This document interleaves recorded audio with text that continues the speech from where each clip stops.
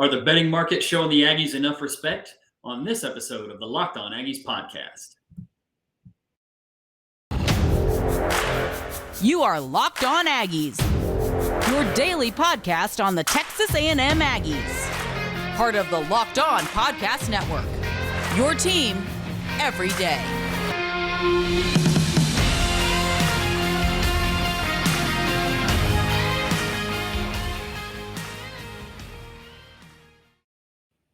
What is up? Welcome to the Locked On Aggies podcast, part of the Locked On Podcast Network, your team every day. I am your host, Joey Ikes. Thanks for making Locked On Aggies your first listen. We are free and available wherever you get your podcast.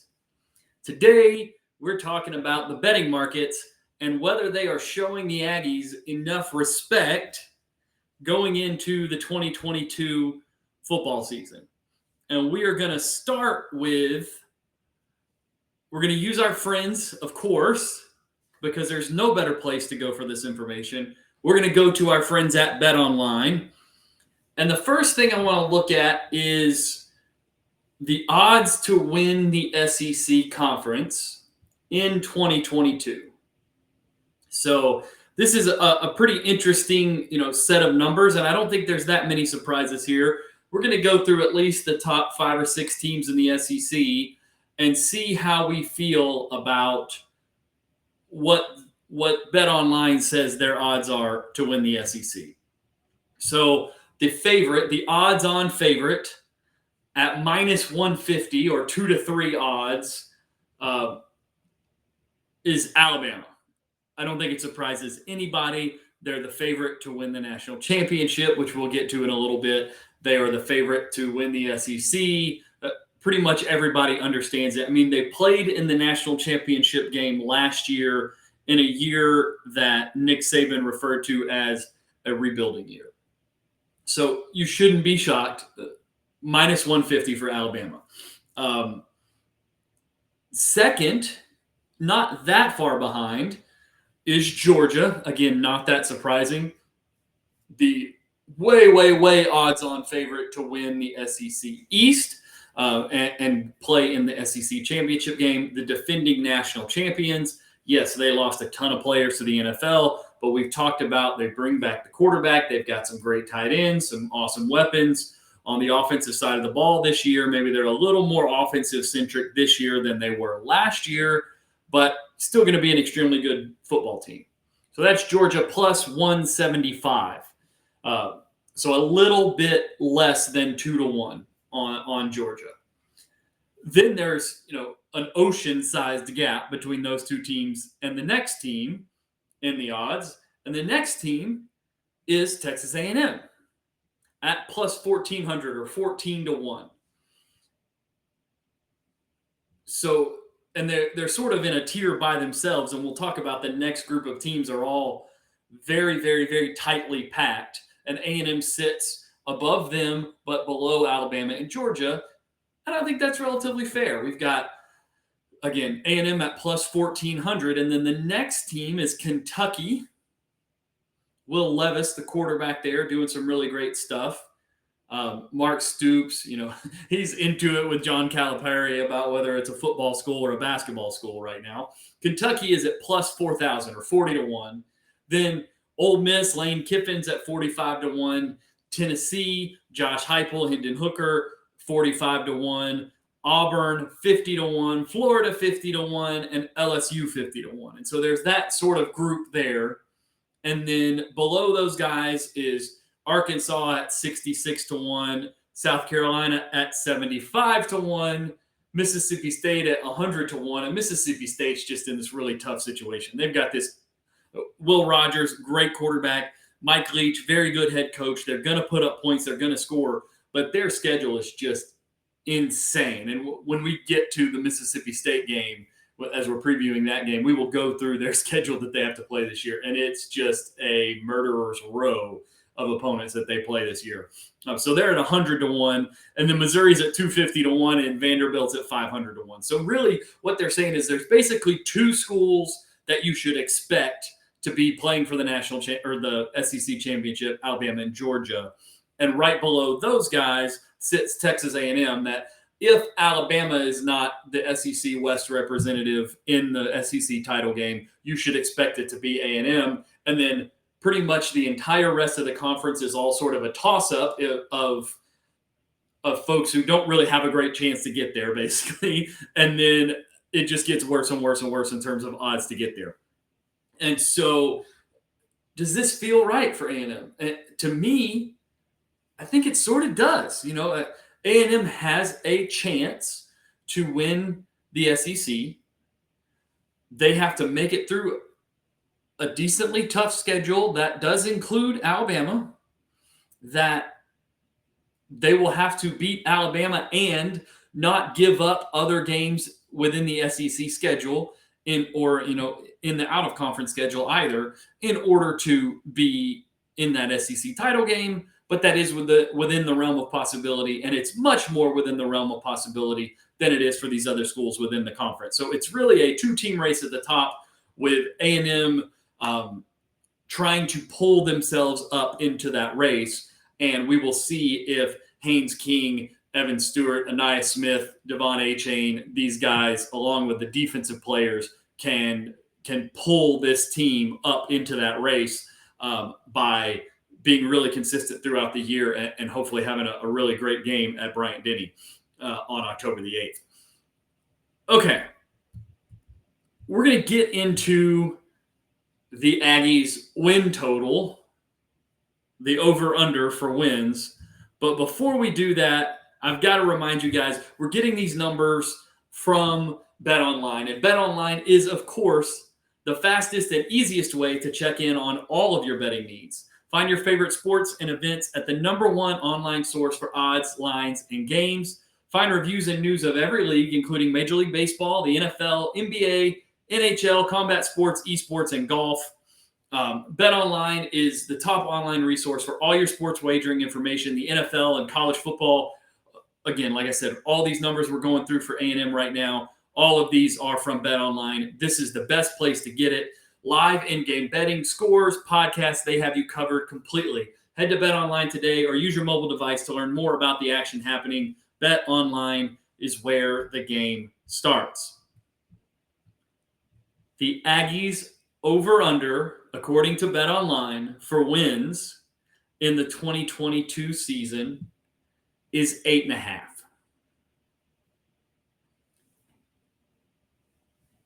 And I take a break there to let you chew on that number for a second to see if we think that feels fair.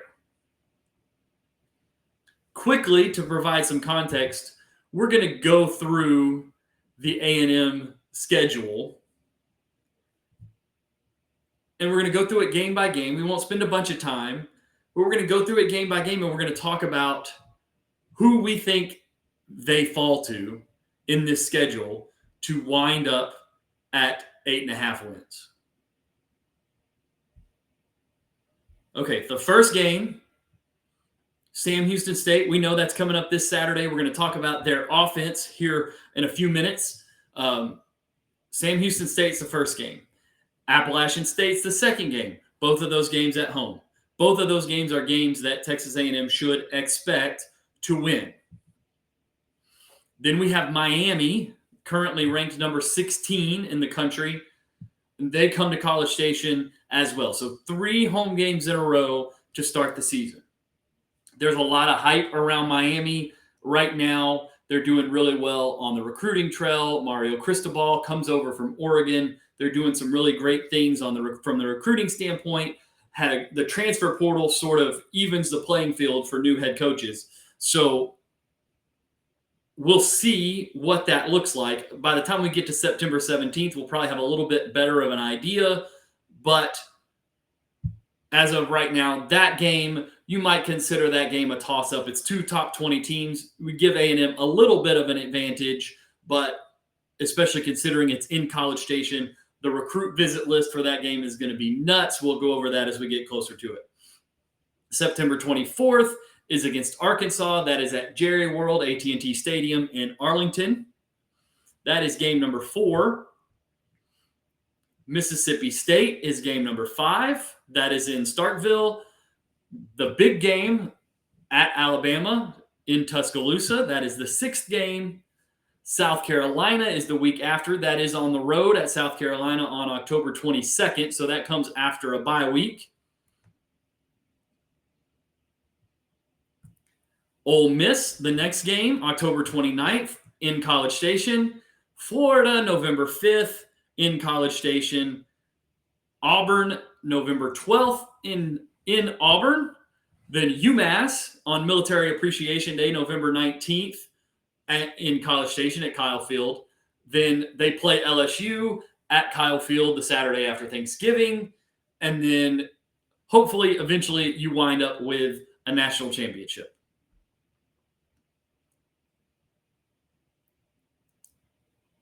So let's count the losses here. So let's call the Alabama game in Tuscaloosa at Bryant-Denny for now a loss. That's one loss in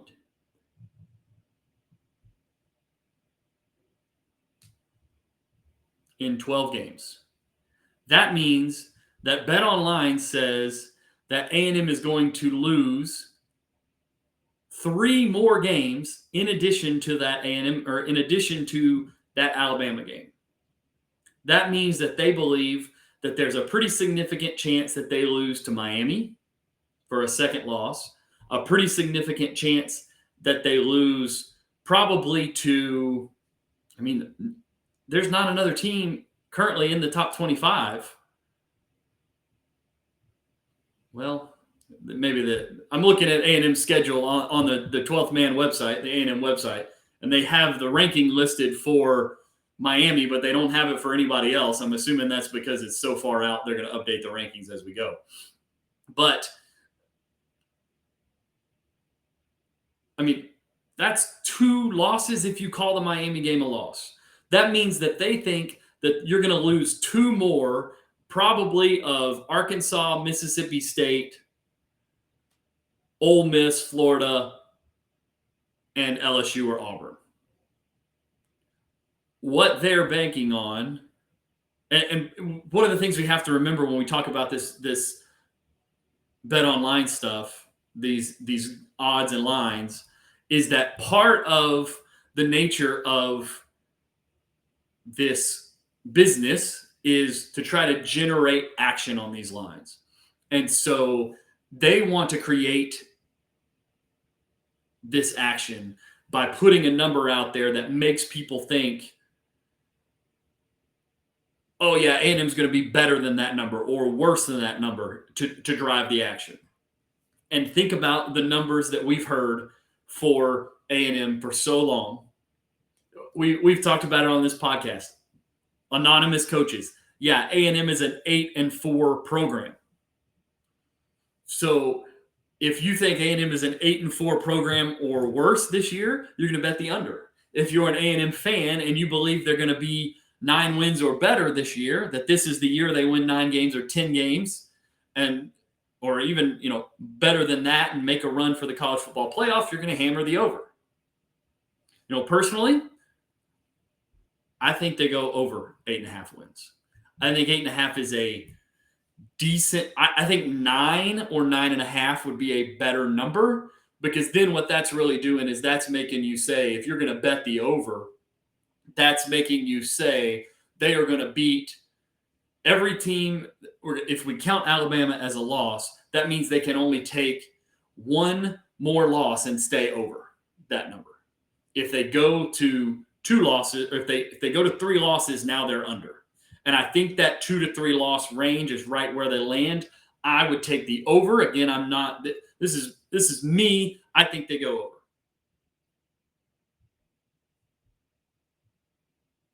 We're going to talk a little bit now about Sam Houston State and their offensive football team. And in order to do that, we're going to look back a little bit at some of their statistics from 2021 and see what they were able to put together there and how we think that translates to 2022. So before I do that, we're going to go through their schedule from 2021 really quickly. This is a team that scored a lot of points. They outscored their opponents significantly over the course of the year. They outscored them 492 to 257 on their way to a 10-1 record last year. And again, an exit in the conference or in the quarterfinals of the Football Bowl subdivision playoffs. I'm not even going to go through the opponents. I'm just going to list these scores so that you see the level that these guys played at above and beyond their competition. 42 to 16, 52 to 14, 45 to 35, 21 to 20. Close game against Stephen F. Austin. That's a rivalry game there for them. 41 to 7, 42 to 7, 45 27, 59 to 10, 42 to 28, 35 to 9. And then the first round or the second round of the playoffs, they earned a bye going into the playoffs, 49 to 42 in the second round of the playoffs before they fell 42 to 19 in the quarterfinals of the playoffs. So this is a team that scores a ton of points. And there's some interesting things about those points. So they outscored their opponents in the first quarter of games 122 to 66. So they were up by, on average, about a touchdown going out of the first quarter in just about every game.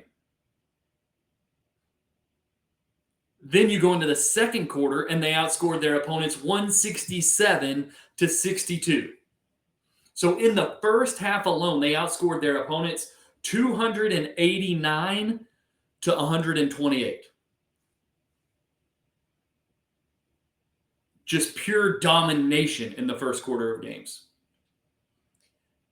They tail off a little bit in the third and fourth quarter in terms of scoring, but when you're beating teams 42 to 17, you don't have to push real hard in the fourth quarter. You're fighting the clock as much as you're fighting your opponent at that point. Now, their opponents scored at a very level rate throughout the game. 66 points in the first quarter, 62 in the second quarter, 67 in the third quarter, and 62 in the fourth quarter. So a little under a touchdown per quarter for their opponents. And again, that includes a pretty significant outlier type game where they lost 42 to 19 in the quarterfinals. So coming out of the regular season, those numbers were even further, I don't want to say skewed, but even further to Sam Houston's advantage. So this is a team that at least last year feasted on getting out in front of teams and just beating them down in the first half of games. Now, do I think that's something that carries over against Texas A&M and against the football team that A&M brings to the table this year? No, I don't. I think A&M has the bodies up front to be able to cause disruption when Sam Houston is on the offensive side of the ball and to be able to create space and move the football whenever Sam Houston is on defense, whenever A&M's on offense. In fact, most of the offensive linemen for Sam Houston are at or under 300 pounds. They do have a few guys up in the 305, 310, 315 range, but most of the offensive linemen, as you look through their roster, and we don't necessarily know at this point who the starting offensive linemen are going to be. We're actually going to talk to a guy from the local Huntsville newspaper later this week about Sam Houston State and get some really good insight from him. But when we remember that when we talk about Isaiah Rakes and McKinley Jackson for the Aggies up front, we're talking about two defensive tackles that are in the 325 to 335 range, depending on what day they're being weighed. And they're going up against offensive linemen, and they're going to be in that 305 to 310 range, and who are probably not even they're going to give up the size and probably give up something in terms of athleticism to those guys inside. Their they did lose year to year a ton of offensive production. So last year, their leading rusher rushed for over 1,200 yards, or rushed for net about 1,155 yards, a little under 7 yards a carry, scored 13 touchdowns, averaged basically 100 yards a game. That was Ramon Jefferson. He's no longer with the program. And Eric Schmid, their quarterback from last year, also no longer with the program. He threw for about 2,800 yards and 29 touchdowns last year. So they were a very efficient offense last year. He threw 10 interceptions, a little less than one per game. And they have replaced Eric Schmid, we talked about, with a transfer quarterback from Georgia Tech. We talked about that on our show earlier, Jordan Yates. But he's going to be a little bit more of a runner than a passer, all those sorts of things. This team is a team that, again, scored a ton of points last year.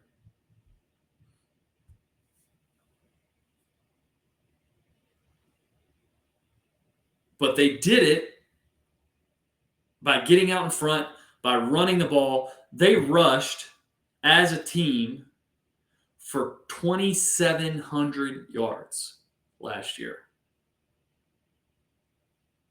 They were extremely balanced. 2,700 yards through the air, just under 3,200 yards on the ground altogether as a team. They averaged 228 yards per game on the ground and ran for 31 rushing touchdowns and threw for 32. So this is going to be a team that's going to come out and try to be balanced against A&M. Can they do it? They have talent at the receiver positions.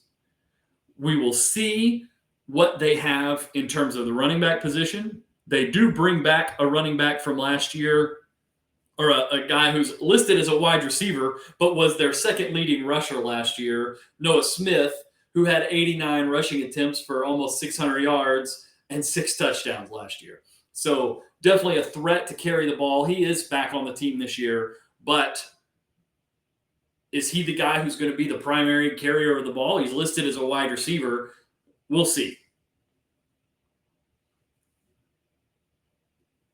As we get into this game and as we get closer to Saturday, it should become more and more clear to us that, yes, the Sam Houston State team is going to be a good football team that really imposed their will on their opponents in 2021, did the same thing in 2020 when they won the national championship. But this game against Texas A&M is a pretty significant step up from the teams they played last year. Even from Montana State, the number 7 team in the FCS division that they lost to in the quarterfinals of the playoffs last year. They also played, like I said, Stephen F. Austin, Central Arkansas, Southeast Missouri, Lamar, Jacksonville State, Tarleton, Dixie State. Texas A&M is a long way from those opponents. And Sam Houston is going to come, and they're going to come ready to play. And if A&M doesn't come ready to play, Sam Houston will give A&M a game. But if A&M comes ready to play, they should absolutely dominate on the line of scrimmage. And it should be something that they're able to reverse the fortunes and do to Sam Houston what Sam Houston did to a lot of teams last year and basically put the game away by halftime and then sort of ride out the rest of the game. Guys, thanks so much for listening today. We're so excited to get closer and closer to the season. You can follow me on Twitter at Joey Ikes. You can read my writing about all things Texas A&M at aggieswire.usatoday.com, and you can follow the show at Locked On Aggies. And please subscribe to the show on YouTube. The channel is Locked On Aggies. Like, comment, share, subscribe, all that stuff over there at YouTube. And make sure you subscribe on your podcast platform of choice as well. leave us a 5-star rating, leave us a review there. We absolutely love that stuff. We need that stuff to help grow this channel and help get you guys better coverage as we continue to go. Now, for your second listen, since you've listened to Locked On Aggies, go check out the Ultimate Pro Football Preview 2022. It's an 8-episode extravaganza to get you ready for the NFL season. The local team experts of the Locked On Podcast Network, plus a betting angle from Lee Sterling of Locked On Bets, all combined into one Ultimate NFL Preview. Search for Ultimate Pro Football Preview 2022 on your Odyssey app, YouTube, or wherever you get your podcast.